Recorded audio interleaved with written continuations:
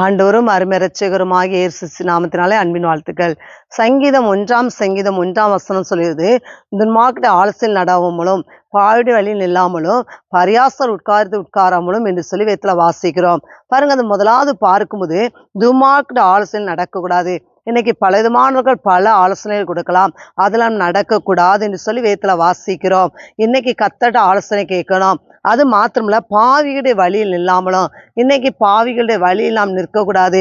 பரியாசகர் உட்காராமலும், இன்னைக்கு பல விதமான காரியங்கள் ஒருத்தரா பரியாசம் பேசலாம், அந்த இடத்துல நாம் உட்காரக்கூடாது. அதான் வேதவார் சொல்லி, சீர்கேடான வீண் பேச்சுக்கு விலகிறேன்னு சொல்லி, அப்படின்னா இன்னைக்கு மற்றவங்களை குறித்து பரியாசம் பண்ணி ஏளனமாய் பேசி அந்த இடத்துல நாம் உட்காரக்கூடாது. அப்படின்னா நாம் எதுல உட்காரணும்? கர்த்தருடைய வேதத்துல பிரியமா இருந்து இரவும் பகலோட வேத தியானம் இருக்கிற மனுஷன் பாக்கியவான். நீங்க உட்காருங்க, ஆண்டோட வேதத்தை தியானிங்க, நீங்க ஜெபம் பண்ணுங்க.